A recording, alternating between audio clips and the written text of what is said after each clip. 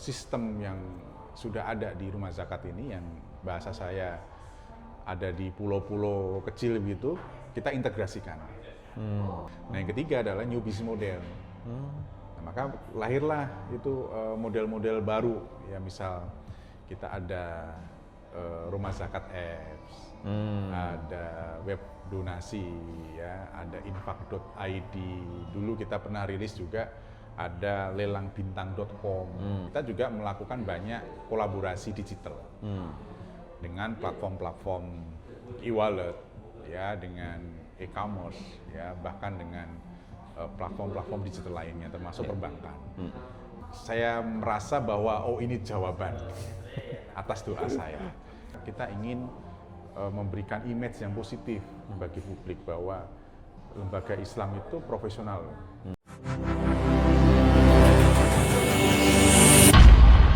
Gizmo Talk Podcast by Gizmology.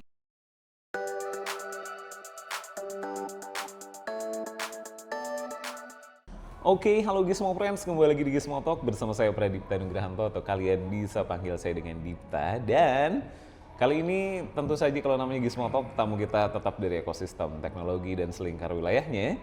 Cuman yang satu ini teknologinya beririsan sama kegiatan-kegiatan keagamaan, khususnya zakat.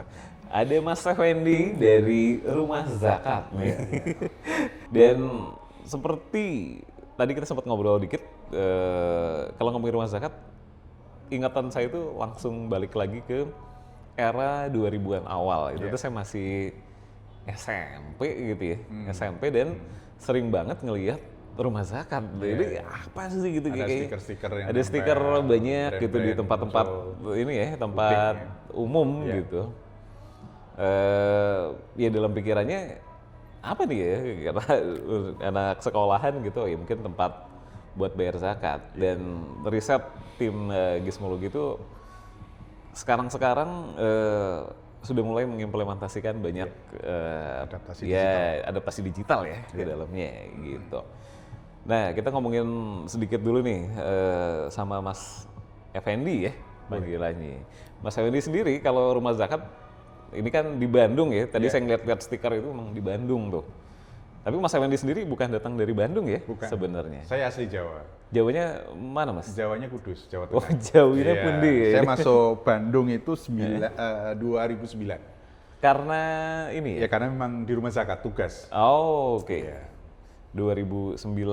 Tapi memang kalau ngomongin backgroundnya Mas Effendi sendiri lebih ke apa nih? Lebih ke... Saya sebenarnya lebih ke sosial sebenarnya. Memang udah tertarik sama movement sosial. Social movement ya? Sosial, ya. Oke. Dan kalau teknologinya memang udah ada ketertarikan juga? Ada ketertarikan. Kuliah dulu di? Kuliah saya di UIN malah. Oh, jadi Jauh pas dari banget teknologi ya. Kombinasinya nih sosial, UIN itu kan ini ya, pastinya universitas keagamaan begitu ya, udah jelas dari namanya juga. Jadi kan kombinasinya pas banget ketika ini kerja pertama nggak di Rumah Zakat? Pertama saya. Pertama. Ya. Oh, oke. Sosialnya ada, ya. Teknologinya Mas Effendi kembangin, ya. dan sisi agamanya memang udah kebangun dari era kuliah gitu ya. Itu cerita sedikit kali Mas, emang lingkungan tuh udah kan apa ya, se-religius itu mungkin, atau emang diarahkan, atau emang ketertarikan pribadi aja? Ya, kalau saya memang sebelum masuk Rumah Zakat itu, setelah kuliah ya 2025 itu, saya dan kawan-kawan itu 2025? 2005 saya keluar. Kirain 2025? Bukan, 2005 saya keluar, selesai kuliah, saya dan kawan-kawan bentuk semacam usaha bersama. Oke. Usaha tour and travel. Di Kudus? Di Semarang, karena kuliah saya di Semarang.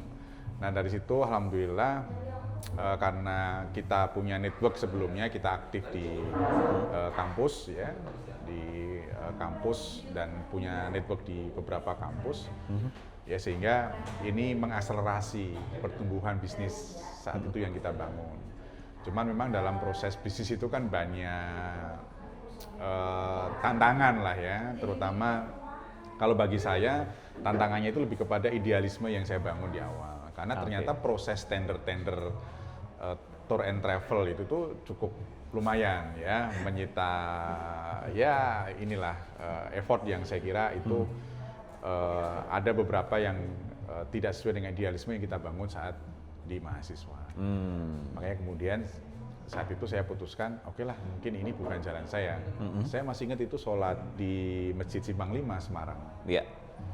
Itu kan ada tuh di Simpang 5, ada namanya Masjid Baitur Rahman. Kebetulan saya juga kuliah di Semarang, jadi yang diceritakan sama Mas Effendi Nyambung ya, jadi nyambung.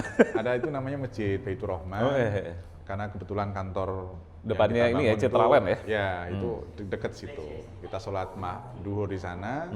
Setelah sholat kemudian saya berdoa, ya Allah, kalau memang ini bukan jalan saya, bukan jalan rezeki saya, tolong tunjukkan jalan rezeki saya yang lebih baik. Nah, saya seumur-umur tidak pernah selesai sholat itu baca, kalau dulu tuh masih mading istilahnya. Oh iya, Jadi ada pengumuman yang di ditempel di papan masjid. Iya. Nah, situ saya baca ada lowongan relawan rumah zakat. Oh. Gitu. Itu saya merasa bahwa ini jawaban atas doa saya. Saya tidak nunggu. Itu di hari yang lagi. sama apa di hari yang beda sama, lagi? Di hari yang sama, saya langsung berangkat ke rumah zakat. Nah, saya itu kantornya di daerah Lamper. Daerah Lamper itu arah ke Masjid Agung Jawa Tengah sekarang. Saya datang ke situ. Nanti di pop up kan lah, biar Gizmo Friends saya dapat. langsung datang ke kantor rumah zakat, saya daftar sebagai relawan. Kemudian 3-4 hari kemudian saya diundang, dipanggil. Diterimanya bukan sebagai relawan, tetapi sebagai amil. Amil itu kalau istilah lembaga zakat karyawan. Sebutannya amil. Sebagai karyawan. Nah, dari situlah mulai karir saya, mulai saya berinteraksi dengan lembaga filantropi Islam atau lembaga zakat. Nah, karena ini keyakinan saya ini ada jawaban atas doa saya, nah saya serius di situ, saya all out itu. Dari situ saya bangun. 2006 saya diterima, 2007 saya dipromosikan sebagai branch manager, kepala cabang di Surabaya. Oh, pindah kota? Iya, pindah kota, cabang Surabaya. 2008 saya diangkat sebagai regional head, jadi membawahi wilayah Jawa Tengah, Jawa Timur, dan DIY. 2009 saya baru masuk ke Rumah Zakat Pusat di Bandung sebagai direktur operasional. 2010 saya geser ke direktur fundraising. Nah, dari situ saya mulai mengenal tentang cara-cara fundraising atau penghimpunan dana melalui adaptasi digital. 2011 saya diminta sebagai CEO hingga tahun 2022. Jadi singkatnya begitu, Mas. Jadi memang selain memang background saya di UIN, ya bagaimana di sana tentu kulturnya adalah banyak interaksi dengan keagamaan, ya kemudian saya bisnis dan bisnis itu terbentur dengan idealisme. Nah, saya berdoa itu, ternyata jawabannya adalah rumah zakat.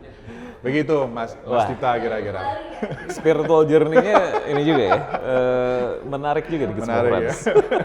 Nah, tapi ngomongin soal periode ketika Mas Effendi menjadi CEO Rumah Zakat betul. Itu kalau nggak salah berdekatan dengan pergantian nama ya. Jadi kan Rumah Zakat itu beberapa kali ganti nama, 3 kali ya kalau nggak salah ya. 3 kali. Awalnya itu kan apa tuh? Dompet Sosial Ulmu Kuro. Ulmu Kuro ya, DS UKI. Itu awalnya waktu Krismon. Betul. Ya, jadi mungkin boleh cerita sedikit tentang Rumah Zakat ya. Boleh gimana? Jadi Rumah Zakat ini lahir ketika kondisi negara kita sedang krisis. Ya, 98, kita tahu semua lah ya, 98. Mungkin usia saya saat itu masih SMA mungkin. Saya nggak tahu kalau Mas. Nah, itu SMP. SMP, bener, 98 SMP. Iya, betul ya? Iya. Jadi SMP kelas 2. Kelas 2 ya, 98. Nah, 98 ini kita kan tidak bisa hanya melihat, ya mendengar, tapi kita ingin menjadi bagian dari solusi saat itu, solusi atas problem negara. Karena dampak dari krisis saat itu kan banyak dampaknya. Salah satunya adalah kemiskinan. Ya banyak ibu-ibu yang kemudian menangis tidak bisa membayar sekolah anaknya. Banyak bapak-bapak yang menangis yang kemudian tidak bisa mengeluarkan istrinya yang kemudian habis melahirkan karena terbentur dengan biaya. Nah dari situ kita bersepakat ya bersama untuk kemudian mendirikan satu entitas yang kita sebut sebagai Dompet Sosial Umu Qura tadi, dengan harapan ingin menjadi bagian dari solusi, dengan niat baik memberikan harapan, memberikan solusi bagi problem bangsa saat itu. Nah dari situ ternyata responnya bagus Mas kita.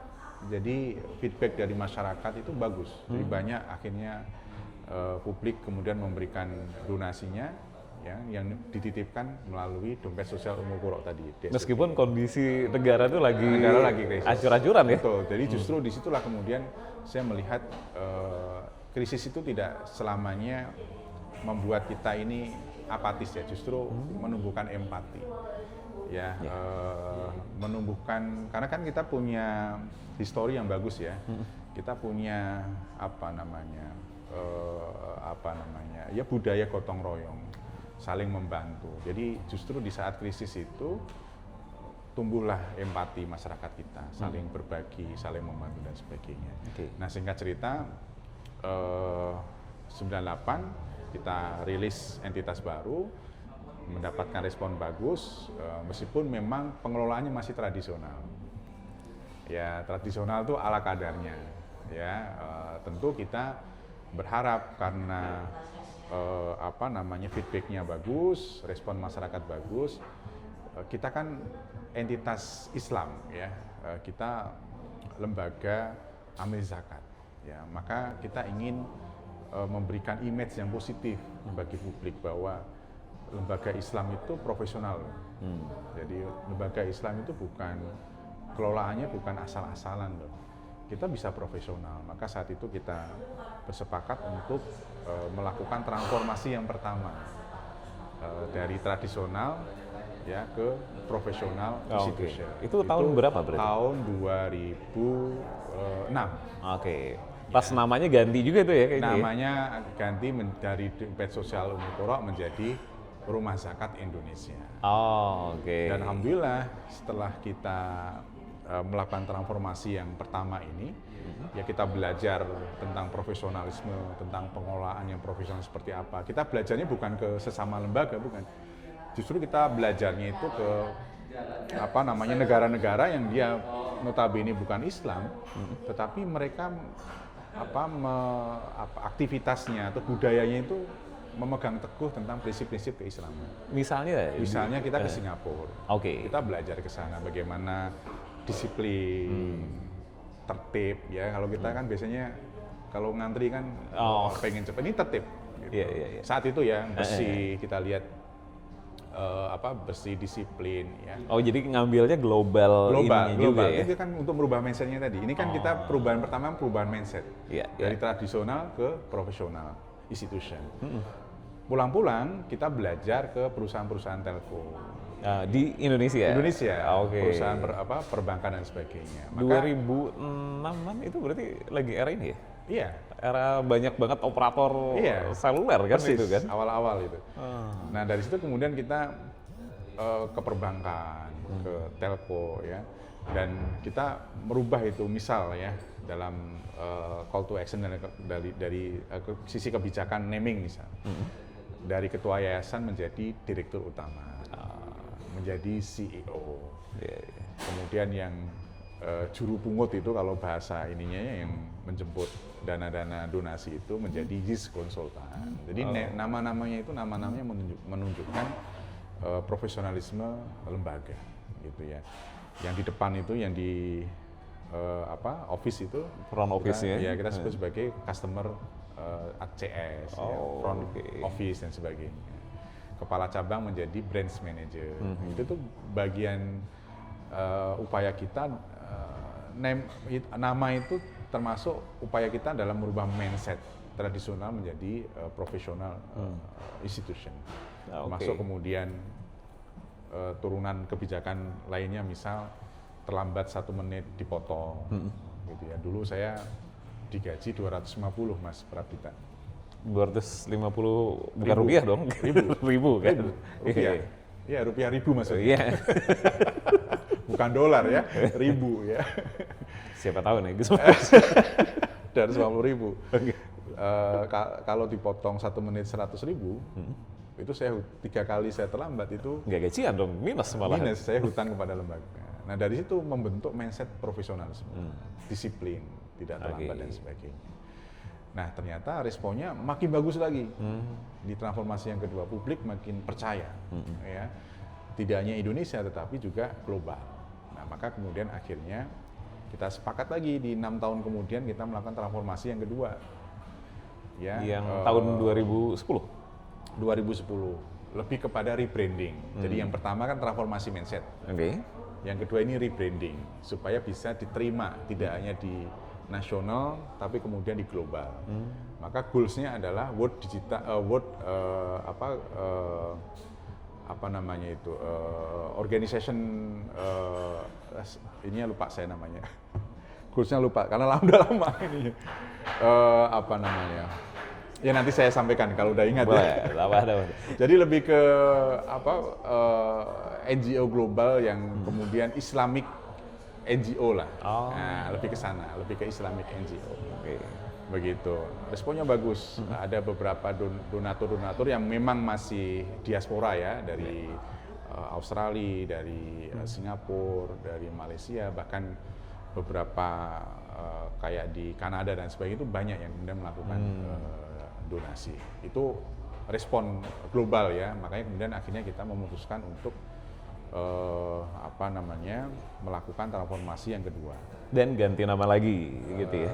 Kan mungkin namanya hanya Indonesianya tidak ada. Jadi hanya Rumah Zakat, brandnya yang kemudian diganti. Oke. Ya dari warna hijau kemudian bola dunia menjadi rumah di dalam hati. Ya, Rumah Zakat. Logo yang sekarang dilihat kan yang berarti sekarang. kan? Iya. Oke. Nah, itu alhamdulillah bagus ya, respon global bagus, di dalam apalagi lebih bagus. Nah, kemudian 6 tahun kemudian kita melihat ternyata profesional itu tidak semuanya bagus. Bagi kita ya di lembaga filantropi Islam ya, di lembaga zakat gitu. Jadi mulai berhitung. Profesional itu kan datang jam 8, pulang jam 5. Itu profesional ya, pemahaman kita sebagai seorang profesional, dan mindsetnya jadi mindset pekerja. Jadi tidak semua sih ada yang sudah mulai berhitung. Saya dapat apa? Kok nggak ada lembu dan sebagainya, gitu ya. Padahal yang di awal kita bangun kan mindsetnya bukan mindset pekerja, mindsetnya adalah pejuang. Bahwa kita ini pejuang ini, tidak hanya untuk diri kita, untuk keluarga kita, tetapi untuk memberikan kebermanfaatan bagi banyak orang. Nah, mindset ini yang kemudian akhirnya kita bawa ke transformasi yang ketiga. Dari profesional to entrepreneurial institution. Ya, kenapa saya pakai naming entrepreneur? Entrepreneur itu kan mindset. Ya, mindset yang dia tidak hanya berpikir untuk dirinya, tidak hanya berpikir untuk keluarganya, tetapi berpikir untuk kebermanfaatan atau kemaslahatan orang lain. Nah, itu saya tarik sebagai mengembalikan dari mindset pekerja ke mindset pejuang. Nah, kira-kira begitu di transformasi yang ketiga. Nah, ini saya mau nanya lagi nih Mas Effendi ya. Kalau ngomongin transformasi gitu ya, itu kan era-era yang sepertinya nggak cuman lembaga sosial gitu ya, tapi juga korporasi. Betul.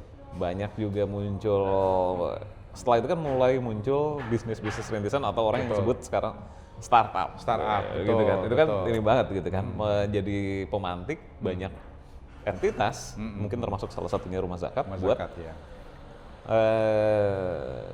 melakukan transformasi digital atau digital transformation yang bergaung lah di mana-mana gitu kan. Nah, kalau alasan pribadi sendiri, Mas Effendi yang saat itu jadi CEO Rumah Zakat, untuk melakukan transformasi digital ini, selain wah ini memang hal yang harus kita lakukan gitu. Itu mindset yang Mas Effendi bawa dari awal, khususnya ketika menjadi CEO, atau ternyata kondisilah yang membuat kita harus seperti ini. Lebih kepada kondisi. Jadi tadi saya berhenti cerita di transformasi ketiga. Nah kemudian 6 tahun kemudian, tahun 2020 sebelum pandemi, kita melihat ada situasi di mana teknologi ini bergerak dengan cepat. Perubahannya sangat cepat sekali. Sisi lain ada institusi, kalau bahasa saya incumbent, institusi besar yang kemudian dia tidak merespon, ya dia tidak melakukan apa-apa, apalagi melakukan inovasi, dia tidak mengadaptasi. Sisi lain ada pendatang baru, ada entitas baru, ya yang kemudian dia merespon dan mengadaptasi perubahan digital yang cepat tadi. Nah ini yang sering kita sebut sebagai disruption era. Maka disitulah banyak yang bertumbangan kan. Kita ya tahu lah ya, banyak cerita-cerita perusahaan-perusahaan besar yang tumbang di saat itu. Ya, maka kemudian kita melihat kita nggak bisa hanya menjadi menikmati perubahan digital yang begitu cepat ini, tetapi kita harus mengadaptasi. Karena saya meyakini institusi-institusi yang kemudian dia mengadaptasi cara-cara digital, dia pasti tumbang. Contohnya banyak. Nah dari situasi itulah kemudian menguatkan mindset untuk kemudian berubah lagi. Nah tahun 2020 kita melakukan perubahan yang keempat, ya dari entrepreneurial institution menjadi World Digital Philanthropy Institution. Itu sebelum pandemi, Mas. Jadi pas pandemi datang 2020, saya kan launching Februari. Pandemi kalau nggak salah masuk itu Maret. Iya. Itu makin mengakselerasi itu transformasi digital di rumah zakat. Nah dari situlah, jadi memang lebih kepada situasi yang kemudian membuat kita harus berubah. Nah dari situasi itu mendorong mindset kita untuk kemudian mendorong mindset kita untuk kemudian mengadaptasi cara-cara digital. Gitu. Karena bagaimanapun perubahan itu kan tergantung dengan orang. Iya kan? Perubahan itu kan sebenarnya bagaimana kemudian kita mengelola orang. Maka satu hal yang perlu diluruskan atau dikuatkan itu mindsetnya. Makanya di transformasi digital ini 3 hal, Mas, yang kita kuatkan di rumah zakat. Yang pertama adalah people-nya, yaitu mindset digitalnya. Saya tadi sampaikan, saya saat itu udah mulai paling tua tuh. Sementara ini ada perubahan yang cukup masif nih di bab digital, ya kita perlu menguatkan mindset digital. Yang kedua adalah proses. Nah, bagaimana kemudian sistem yang sudah ada di rumah zakat ini, yang bahasa saya ada di pulau-pulau kecil begitu, kita integrasikan dari mulai penghimpunan, pengelolaan sampai kemudian distribusinya. Maka bahasa kita ada automasi. Ya, bisnis proses, ya lebih ke proses bisnisnya lah begitu. Nah yang ketiga adalah new business model. Nah, maka lahirlah itu model-model baru, ya misal kita ada rumah zakat apps, ada web donasi, ya ada infak.id. Dulu kita pernah rilis juga ada lelangbintang.com. Jadi ada isu para selebriti, ya, para orang-orang kaya kan kalau belanja baju itu kan sekali pakai, setelah itu nggak dipakai lagi. Nah kita ada tuh platform yang kemudian dia bisa lelang di situ, hasilnya untuk donasi. Itu new business model. Jadi 3 hal itu yang kita kuatkan di transformasi digital rumah zakat. Tetapi bahwa yang mendorong kita bertransformasi itu adalah memang lebih kepada situasi.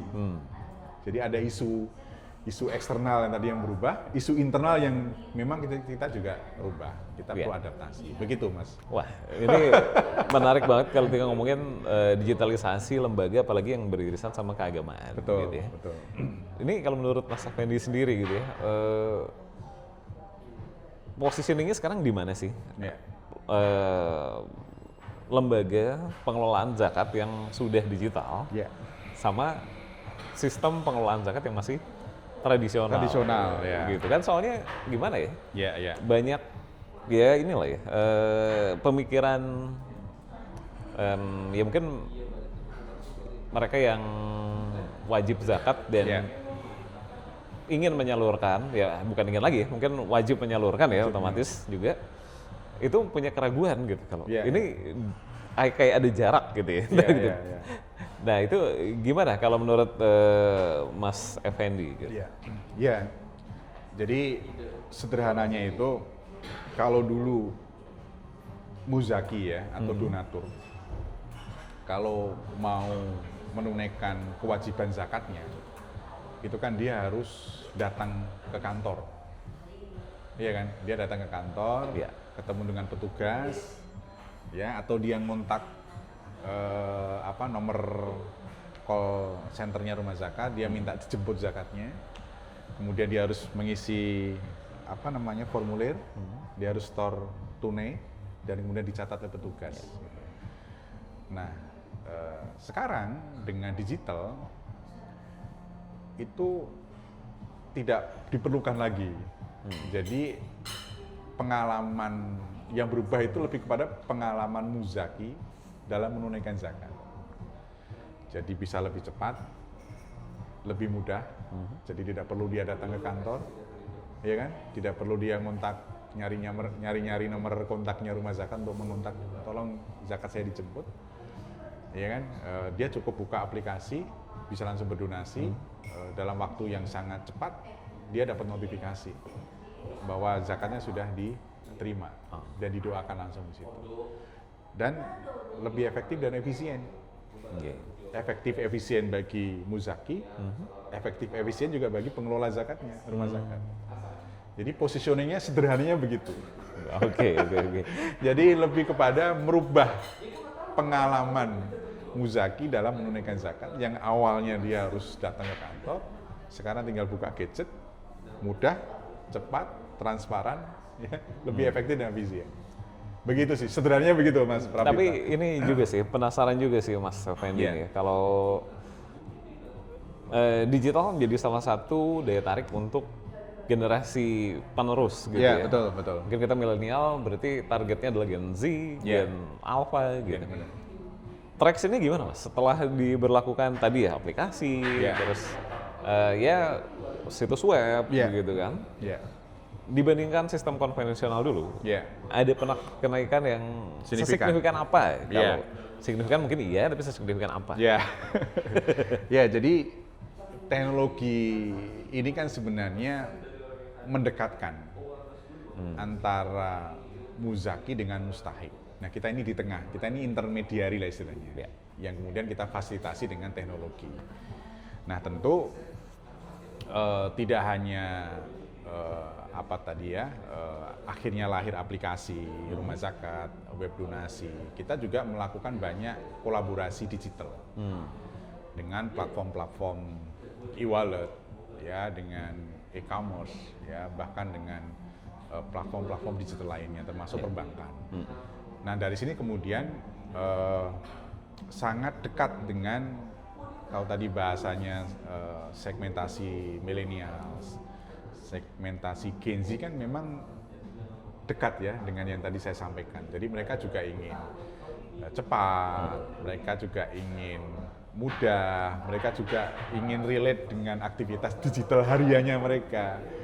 Jadi ini yang kemudian ketemu. Ya, ketemu antara apa yang kemudian kita lakukan hari ini itu ketemu dengan situasi atau segmentasi baru yang kemudian memiliki harapan atau kesamaan ya terkait dengan tadi kemudahan, kecepatan yang relate dengan hari-hari digital mereka. Dan kemudian betul tadi ini berdampak terhadap performa secara keseluruhan rumah zakat. Jadi saya catat kemarin per Oktober itu komposisi digital dan non digital itu 51% itu sudah digital. Oke. Non digital ini berarti datang langsung dan apa gimana?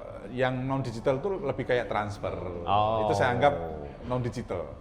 Jadi tidak melalui aplikasi. Tidak melalui layanan digital yang dipunyai rumah zakat.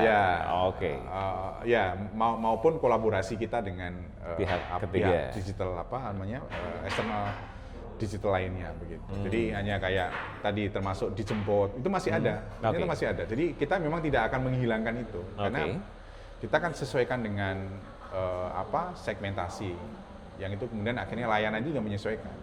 Ada yang masih jemput, ada yang masih data, ya kan, ada yang masih transfer, ya nggak ada masalah, gitu ya. Itu komposisinya 51%, alhamdulillah sudah digital, dan pertumbuhannya yang di digital itu 3 digit, Mas. 3 digit itu. Yang melalui aplikasi digital. Jadi baik yang Muzaki existing atau donatur existing yang dia sebelumnya mungkin datang langsung, yang sebelumnya minta jemput, kemudian dia berubah caranya menjadi digital. Maupun Muzaki baru kayak tadi, generasi milenial, generasi Z, yang memang ini ketemu antara apa yang diharapkan dengan rumah zakat yang hari ini lakukan.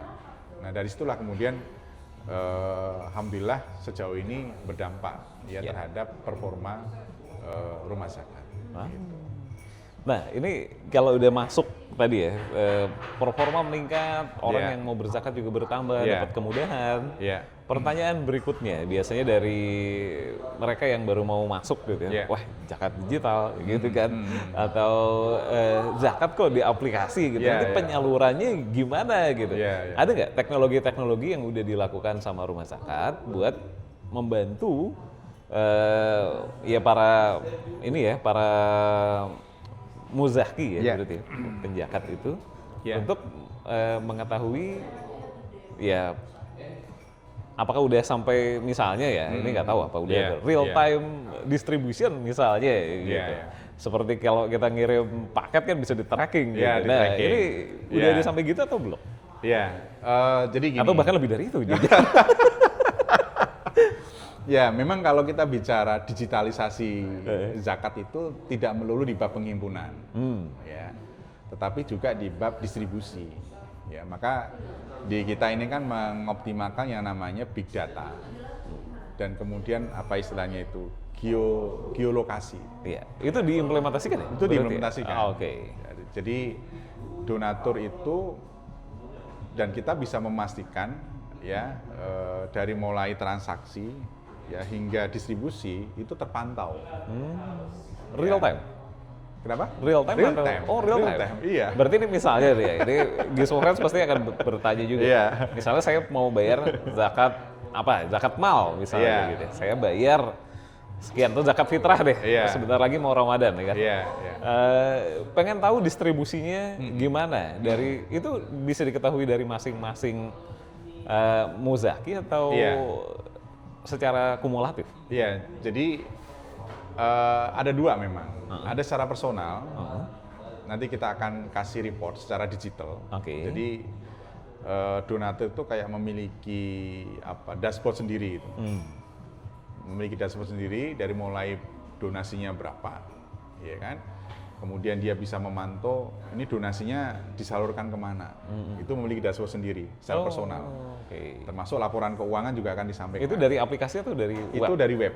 Jadi nanti tinggal memasukkan akun, kan nanti dapat nomor ID ya. Seperti tracking paket itu nanti bisa. Nah, yang secara umum itu nanti bisa juga dicek juga di Rumah Zakat Apps atau di web donasi, webnya Rumah Zakat. Jadi misal ada satu campaign begitu, Mas Pradita ikut berdonasi di campaign itu real time nanti. Namanya Mas Pradita ada, berapa donasinya, sudah terima, pasti nanti masuk notifikasi. Kemudian nanti itu ada real time penyalurannya, tinggal diklik itu. Penyaluran donasinya itu di mana? Itu ada. Terima kasih sekali lagi Mas Wendy. Thank you juga Gizmo Friends sudah menyimak sampai sekarang.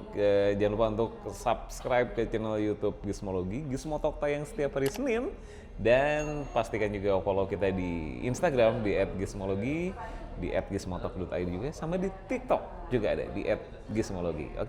Kita pamit dulu, sampai ketemu di episode berikutnya. Bye bye. Bye bye.